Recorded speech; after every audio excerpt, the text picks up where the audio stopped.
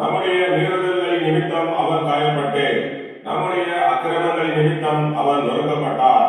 நமக்கு சமாதானத்தை உண்டு பண்ணும் ஆக்கினை அவர் மேல் வந்தது. அவருடைய தழும்புகளால் குணமாகிறோம்.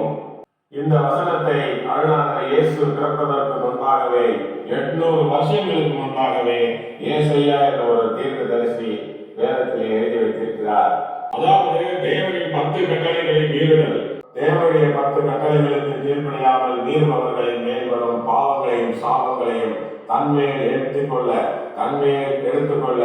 தன் ரத்தத்தை சிந்தி அவர் நம்முடைய பாவங்களை மன்னிக்க நமக்காக மனது உருகினார். தேவனின் 10 கட்டளைகள் என்னவென்று இப்பொழுது பார்ப்போம். யாத்ராகமம் 20 வசனம் 2-17 வரை எழுதப்பட்டிருக்கிறது. உன்னை அடிமைத்தன வீடாகிய எகிப்து தேசத்திலிருந்து புறப்பட பண்ணின உன் தேவனாகிய கர்த்தர் நானே. என்னையன்றி உனக்கு வேறே தேவர்கள் உண்டாயிருக்க வேண்டாம். மேலே வானத்திலும் கீழே பூமியிலும் பூமியின் கீழ் தண்ணீரிலும் உண்டாயிருக்கிறவைகளுக்கு ஒப்பான ஒரு சுரூபத்தையாகிலும் யாதொரு விக்கிரகத்தையாகிலும் நீ உனக்கு உண்டாக்க வேண்டாம். நீ அவைகளை நமஸ்கரிக்கவும் சேவிக்கவும் வேண்டாம்.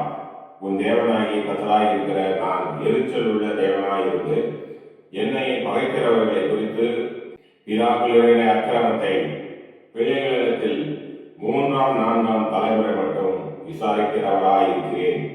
என்னிடத்தில் அன்பு கூர்ந்து என் கற்பனைகளை கைக்கொள்கிறவர்களுக்கோ 1000 தலைமுறை மட்டும் இரக்கம் செய்கிறவராயிருக்கிறேன். உன் தேவனாகிய கர்த்தருடைய நாமத்தை வீணிலே வழங்காதிருப்பாயாக. கர்த்தர் தம்முடைய நாமத்தை வீணிலே வழங்குகிறவனை தண்டியாமல் விடார். ஓய்வு நாளை பரிசுத்தமாய் ஆசரிக்க நினைப்பாயாக. 6 நாளும் நீ வேலை செய்து உன் கிரியைகளை எல்லாம் நடப்பிப்பாயாக. 7ஆம் நாளோ உன் தேவனாகிய கர்த்தருடைய ஓய்வு நாள். அதிலே நீயானாலும் உன் குமாரனானாலும் உன் குமாரத்தியானாலும் உன் வேலைக்காரனானாலும் உன் வேலைக்காரியானாலும் உன் மிருக ஜீவனானாலும் உன் வாசல்களில் இருக்கிற அந்நியனானாலும் யாதொரு வேலையும் செய்ய வேண்டாம். கர்த்தர் 6 நாளைக்குள்ளே வானத்தையும் பூமியையும் சமுத்திரத்தையும் அவைகளில் உள்ள எல்லாவற்றையும் உண்டாக்கி 7ஆம் நாளிலே ஓய்ந்திருந்தார். ஆகையால் கர்த்தர் ஓய்வு நாளை ஆசீர்வதித்து அதை பரிசுத்தமாக்கினார். உன் தேவனாகிய கர்த்தர் உனக்கு கொடுக்கிற தேசத்திலே உன் நாட்கள் நீடித்திருப்பதற்கு உன் தகப்பனையும் உன் தாயையும் கனம் பண்ணுவாயாக. கொலை செய்யாதிருப்பாயாக. விபச்சாரம் செய்யாதிருப்பாயாக. களவு செய்யாதிருப்பாயாக. பிறனுக்கு விரோதமாய் பொய் சாட்சி சொல்லாதிருப்பாயாக.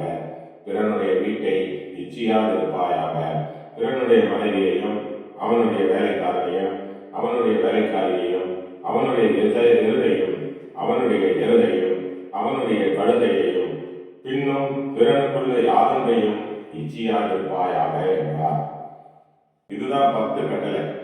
இந்த 10 கட்டளை ஒரு நல்ல வாழ்க்கை நெறிமுறைக்கு உண்டானது. இந்த கட்டளையை மீறி போது அது மிஞ்சுதல் என்று சொல்லப்படுகிறது.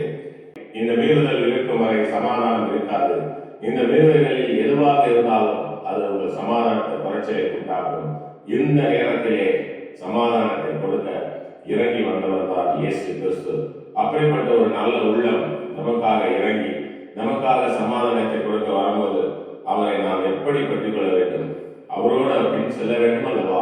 அதனால் நண்பர்களை கேளுங்கள், இயேசுவை பின்தொடருங்கள். இயேசு உங்களை விடுவிக்கிறார். இயேசுவே உங்களை காப்பாற்ற வல்லவராயிருக்கிறார். அவருக்கு நாம் இனி எந்த ஒரு விதத்திலும் காயமோ எந்த ஒரு விதத்திலும் அக்கிரமம் செய்து நொறுக்கப்படவோ அவருக்கு சமாதான குலச்சலின் வருத்தம் வராதபடிக்கு அவரை எல்லாரும் சேர்ந்து மகிழ்விப்போமாக.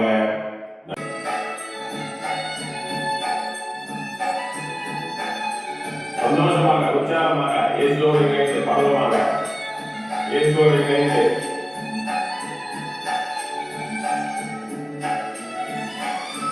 அவரே சத்தியம், அவரே வழி, அவரே ஜீவனுமாய் இருக்கிறார்.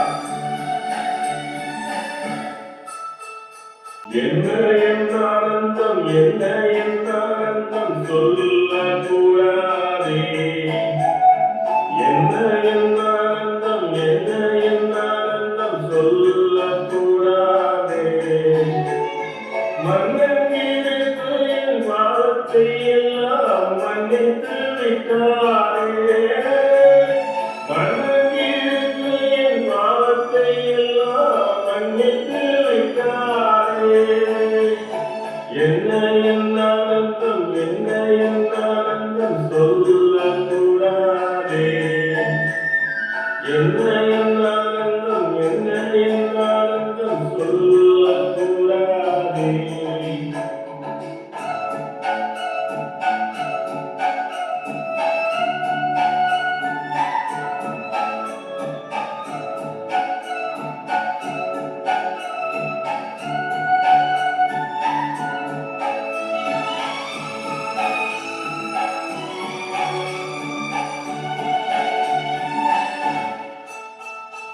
கூடுவோம் மாடுவோம் பாடுவோம் ஒன்றாய் மகிழ் கொண்டாடுவோம். கூடுவோம் மாடுவோம் பாடுவோம் ஒன்றாய் மகிழ் கொண்டாடுவோம். தானியேலை தேடிய வந்த நாதனை ஸ்தோத்தரிப்போம். தானியேலை தேடிய வந்த நாதனை ஸ்தோத்தரிப்போம். என்ன என் ஆனந்தம் சொல்லக்கூடாதே. என்ன என் ஆனந்தம் சொல்லக்கூடாதே.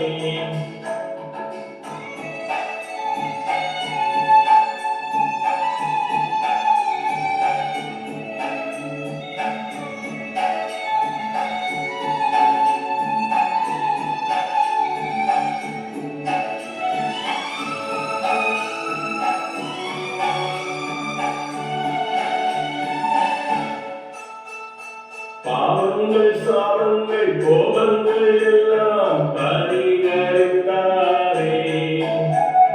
பாவங்கள் சாபங்கள் கோபங்கள் எல்லாம் பரிகரித்தாரே. தேவாதி தேவன் என் உள்ளத்தில் வந்து தங்கியே விட்டாரே.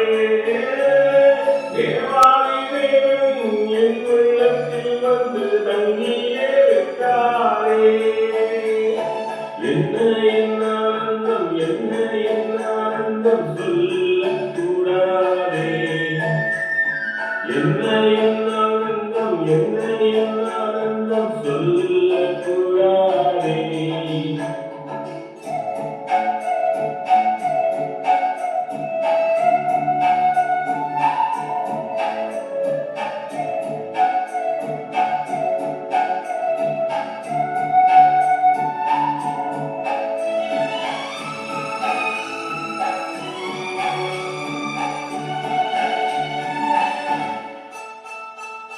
அச்சயம் பச்சமாய் ரட்சித்த எங்களுக்கு அருளினதாலே.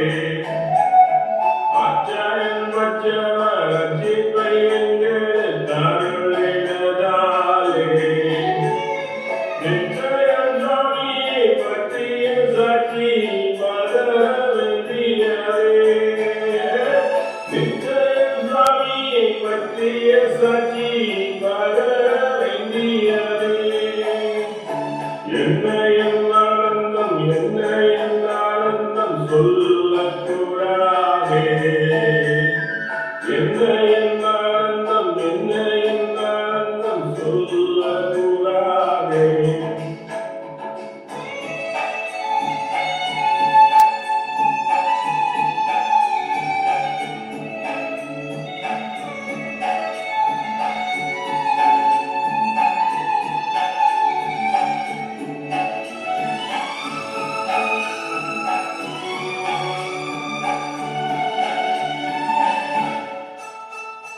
வெண்ணங்கி பொன்மூடி வாத்தியம் வீட்டில் ஜெயம் கொடியுடனே. வெண்ணங்கி பொன்மூடி வாத்தியம் வீட்டில் ஜெயம் கொடியுடனே. மண்ணுலகில் வந்து விண்ணுலகில் சென்ற மன்னரை ஸ்தோத்தரிப்போம். மண்ணுலகில் வந்து விண்ணுலகில் சென்ற மன்னரை ஸ்தோத்தரிப்போம். என்ன என் ஆனந்தம் சொல்லக்கூடாதே. என்ன